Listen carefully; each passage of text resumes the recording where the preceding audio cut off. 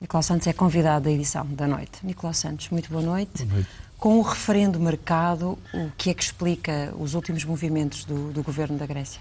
Bom, eu penso que o governo grego, para além da enorme pressão internacional que está a sentir, provavelmente também está internamente a ser sujeito a uma enorme pressão, porque é claro que a população grega, suponho que nem nos seus piores pesadelos, imaginaria que entraria nesta semana com limitações em termos de levantamento de dinheiro nos multibancos, com limitações a poder mandar dinheiro para fora do país e com uma situação que pode conduzir eventualmente à saída do país da moeda única. E, portanto, acho que o governo começou a ficar de tal maneira sujeito a esta pressão, ainda por cima quando aparecem sondagens de opinião, dando a entender que provavelmente o sim vai ganhar no referendo e não o não.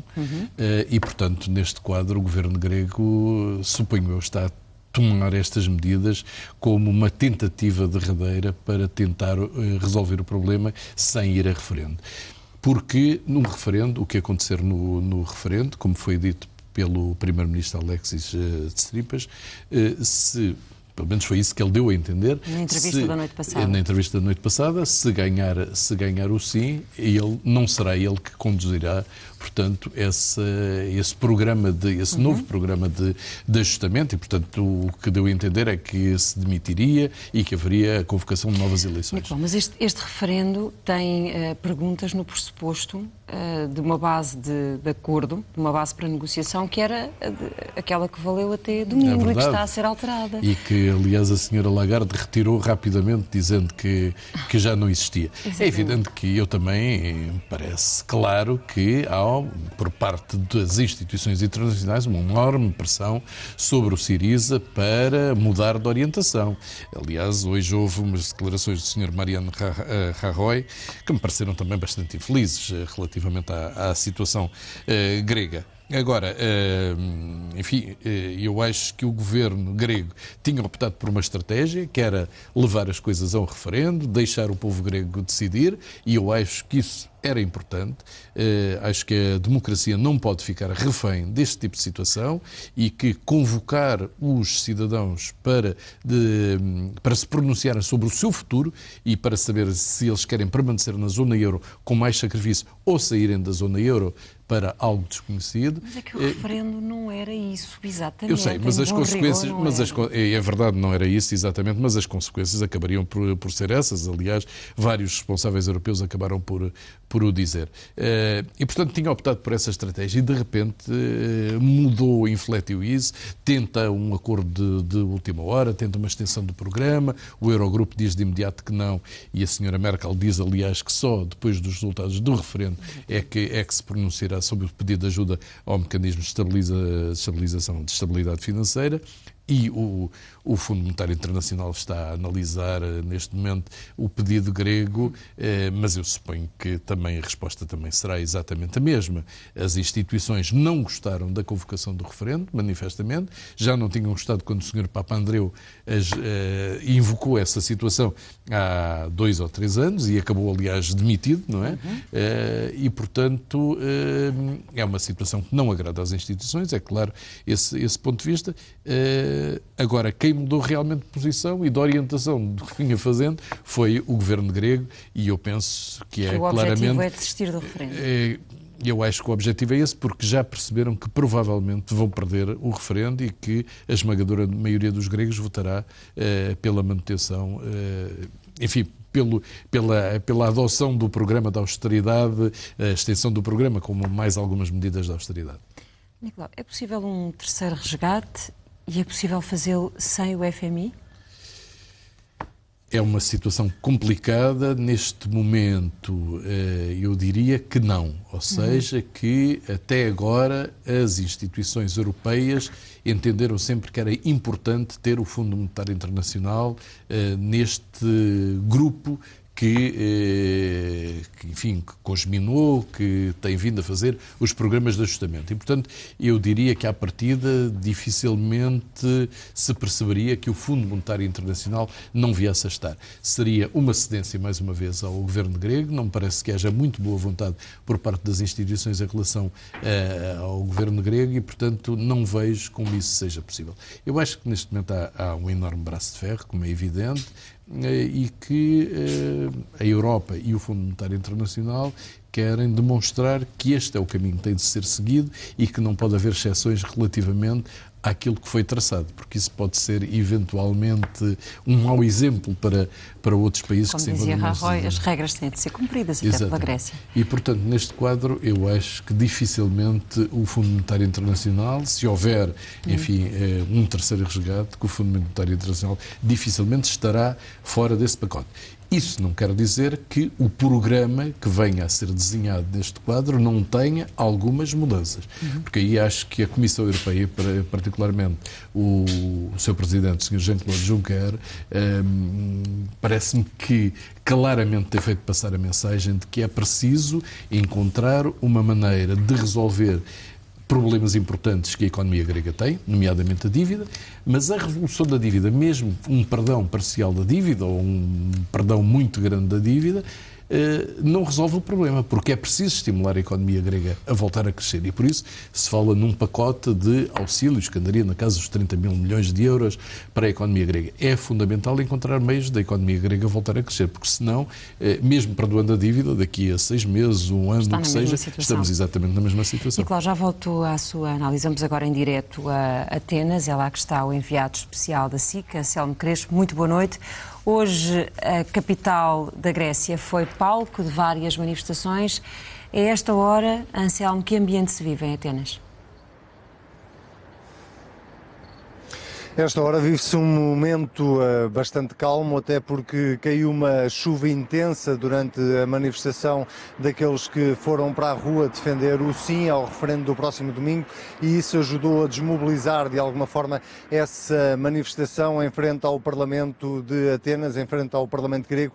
Ainda assim houve ali algumas centenas de manifestantes que resistiram apesar da chuva intensa e foram ficando a gritar sim, sim, sim ao referendo do próximo domingo. No fundo, o que se passa nas ruas de Atenas, o que se passa na Grécia, é um bocadinho o espelho daquilo que se passa na Europa. É um autêntico braço de ferro entre aqueles que, por um lado, defendem o sim ao referendo do próximo domingo e aqueles que, por outro, defendem o não. Ontem tivemos também na Praça Sintagma, em frente ao Parlamento, milhares de pessoas que vieram defender um não redondo ao referendo do próximo domingo e, na verdade, é preciso dizê-lo, Ana, das conversas que vamos tendo ao longo do dia com vários gregos, é preciso dizer que, mais do que responder à pergunta que é feita pelo governo grego no próximo domingo, se o povo aceita ou não aceita este novo plano de austeridade que foi proposto, e quando digo este novo plano estou já a falar do plano que foi apresentado na sexta-feira. Depois disso já aconteceu muita coisa. Eu acho que os próprios gregos não fazem bem ideia já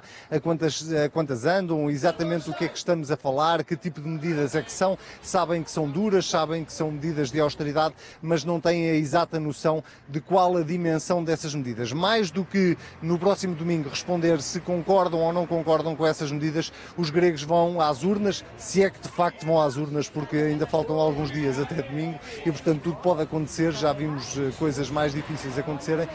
Se os gregos forem às urnas no próximo domingo, eles vão basicamente responder a uma pergunta, que é se querem ficar na zona euro ou se não querem ficar na zona euro. E eu devo dizer que esta pergunta já teve uma resposta mais simples na Grécia, porque se há uns anos, eu recordo que o primeiro resgate à Grécia foi no ano de 2010, se na altura e nos anos seguintes os gregos não tinham nenhuma dúvida sobre a manutenção do país na zona euro, hoje em dia já é muito fácil encontrar nas ruas de Atenas quem defenda que a Grécia deve sair da zona euro, porque pior do que aquilo que está é impossível ficar. É um bocadinho esse o espírito de muita gente com quem vamos falando ao longo destes dias e ao longo destas horas, quando perguntamos como é que vai votar no referendo do próximo domingo.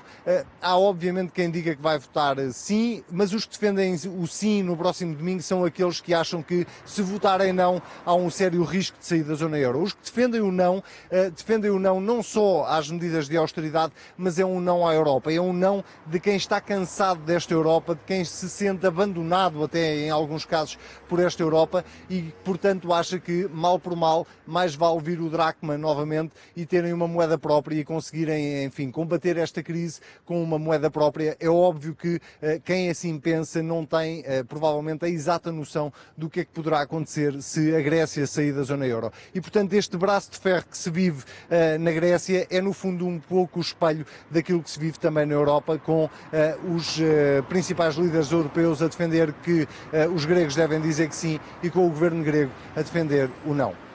A verdade, Anselmo Crespo, é que provavelmente nem os gregos nem ninguém sabe exatamente o que é que pode acontecer se a Grécia sair do euro. Dizias há pouco que neste cenário tudo é possível, até não haver referendo.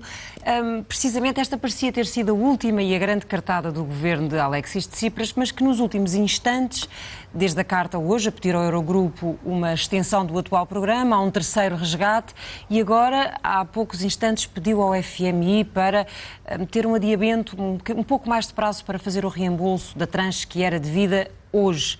Que entendimento está a ser feito destas movimentações do governo nas últimas horas?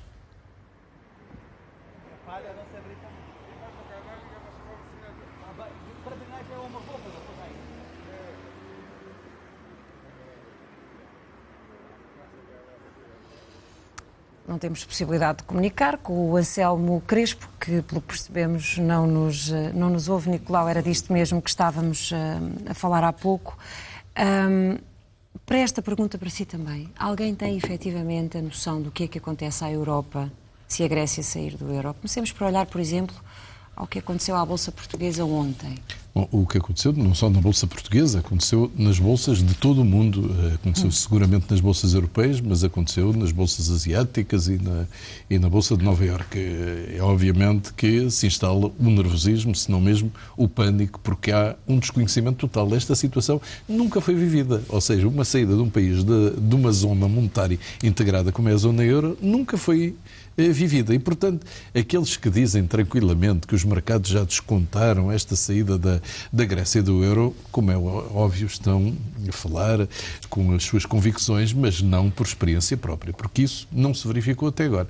E o que a gente pode constatar é que nestes dias em que as coisas se complicaram manifestamente, o que houve foi bolsas claramente no vermelho, todas a cair, hoje terão caído menos, mas ontem caíram imenso, e taxas de juros da dívida pública, sobretudo dos países periféricos, mas também das outras, a subir. E, portanto, esta é uma primeira consequência.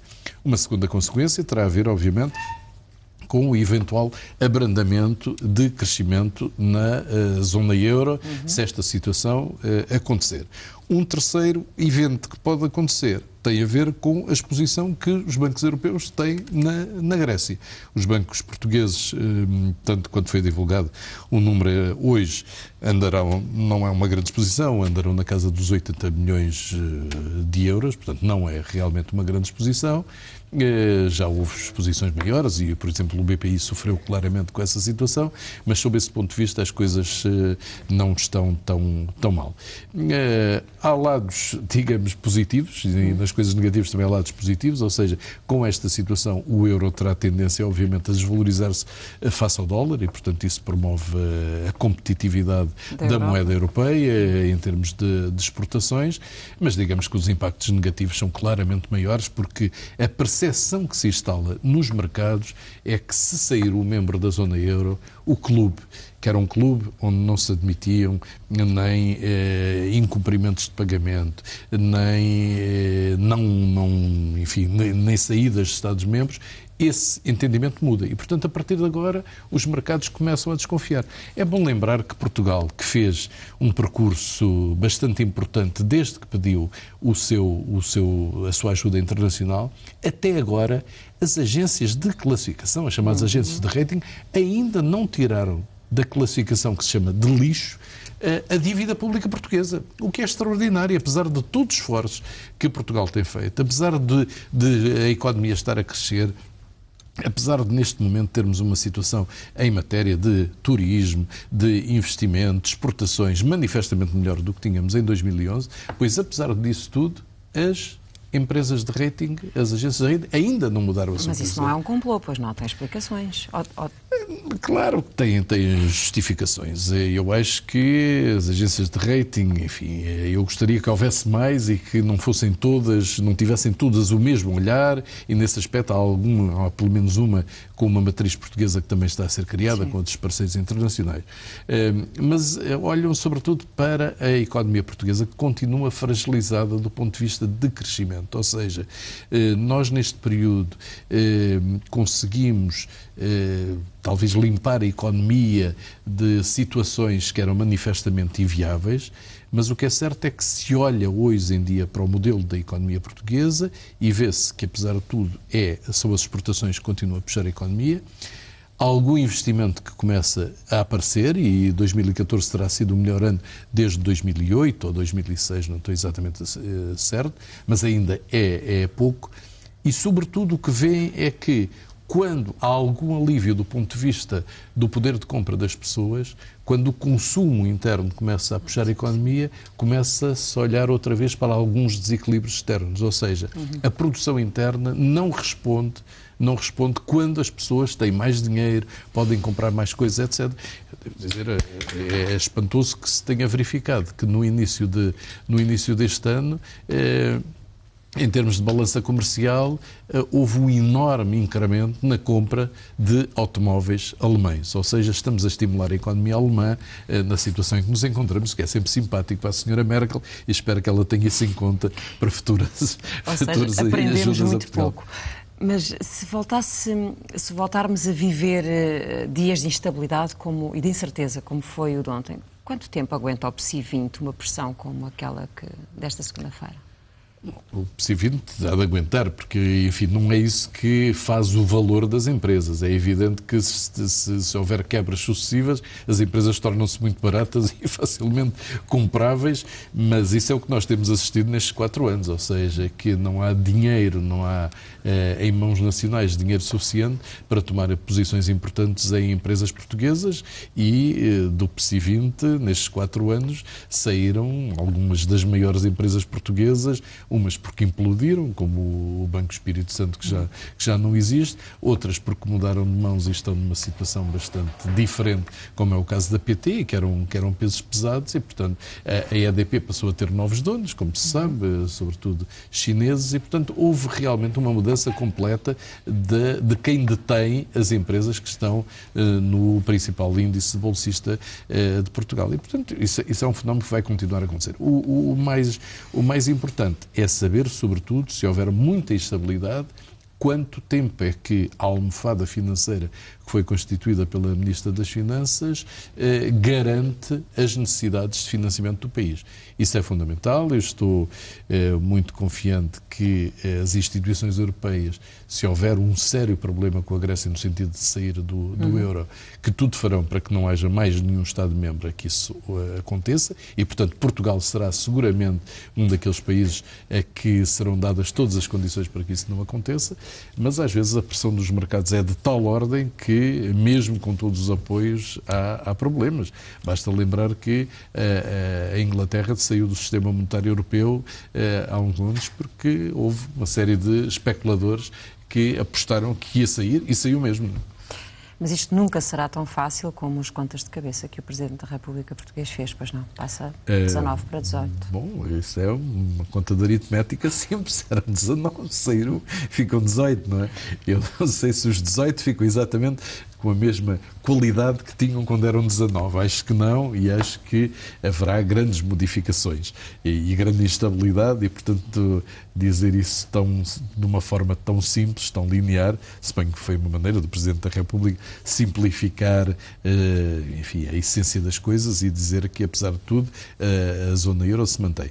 Mas, obviamente, eu acho que um Estado membro a menos faz muita diferença. Sabe-se que nas grandes nas grandes cadeias, elas, quando partem pelo elo mais fraco, mas depois têm repercussões normalmente nos outros elos. Claro. E, portanto, enfim, estamos a entrar, como disse o Presidente Mário Draghi do BCE, estamos a entrar em mares nunca antes navegados, não sabemos o que pode acontecer, há gente muito confiante, mas os mercados ficam sempre muito nervosos com estas situações de indefinição. Estas declarações de Angela Merkel a dizer eu agora só volto a falar com a Grécia depois do referendo, podem demonstrar aqui que há confiança de que o Tsipras, de que o Syriza cai e de que pode aparecer um ator com quem a Europa consiga entender-se de outra forma? Eu acho que há duas razões. Uma é uma razão interna. A senhora Angela Merkel reuniu-se com todos os partidos com representação parlamentar para discutir a situação grega e eu suponho que terá havido unanimidade na posição que a Alemanha tem vindo a adotar. Aliás, o presidente do SPD, que é vice-primeiro-ministro da senhora Merkel, também fez algum discurso duro em relação à Grécia e em relação ao Syriza e, portanto, eu acho que a ideia é tentar ver como vão correr as coisas no domingo, no referendo. Vários Estados-membros ou representantes de Estados-membros começaram claramente a fazer um apelo ao voto no sim e, portanto, isso leva a que se deduza que se espera que o sim vença e que Alexis Tsipras apresente a sua demissão, que haja eleições e que eventualmente surja um novo interlocutor na Grécia, mais conforme aos cânones europeus atuais. Que peso estão a ter no centro da Europa os apelos dos Estados Unidos, da Rússia e da China para que isto se resolva? Porque afinal estamos a falar de uma economia que representa 2%. Bom, eu suponho que esses países têm um olhar que a Europa não tem, não está a ter, não quer ter, eventualmente. Esses países estão a olhar para a situação grega de um ponto de vista político e geoestratégico. E para quem conhece história e quem conhece a história da Europa sabe que aquele ponto da Europa é um ponto crucial. É um ponto onde já nasceram guerras, é um ponto onde estão, digamos, as defesas avançadas da Europa Ocidental e, portanto, por 2% da economia europeia, olhar para aquela situação apenas do ponto de vista dos fluxos financeiros, sem ter em conta este tipo de situações, talvez não seja exatamente a melhor maneira. Isto tem estado a ser tratado apenas de um ponto de vista contabilístico? Eu acho que tem havido uma grande tónica nessa área. Tem havido uma grande tónica. Acho que o Presidente Barack Obama tem telefonado várias vezes à senhora Merkel, precisamente para a sensibilizar para a importância geoestratégica daquele ponto da Europa. Acho que a própria China, deu indicações de que está preocupada com aquela situação, porque também não quer, eventualmente, um aumento da influência da Rússia se a Grécia sair do euro. E, portanto, é um jogo delicado que se está neste momento a fazer. Na Europa, acho que a corrente dominante continua a ser uma corrente economicista, financista e que olha para a Grécia como alguém que não cumpriu aquilo que foi acordado, que tem um governo que é contra as orientações maioritárias que vivem na Europa e, portanto, se o puder substituir, melhor para todos ficarem em paz e sossego. De qualquer forma, Putin recebeu o Sr. Tsipras, mas não lhe deu dinheiro. É verdade. Recebeu, provavelmente também não tem dinheiro para lhe dar neste momento, mas enfim, eu acho que ele também percebe que dar uma indicação muito clara e imediata de que poderá acolher a Grécia como um seu aliado também não é provavelmente aquilo que deve ser feito neste momento do ponto de vista da estratégia da Rússia. E por outro lado também diga-se em abono da verdade que a Grécia, quando houve a votação das sanções contra a Rússia, ameaçou que eventualmente votaria contra e aí era necessária unanimidade e depois não o fez, não é? Portanto, apesar de tudo, prevalece algum bom senso no meio disto tudo, mas é um jogo muito perigoso aquele que está a ser jogado. Vamos ver nas próximas horas o que decide o FMI e amanhã o Eurogrupo. Nicolau Santos, muito obrigada por esta análise na edição da noite. Boa noite.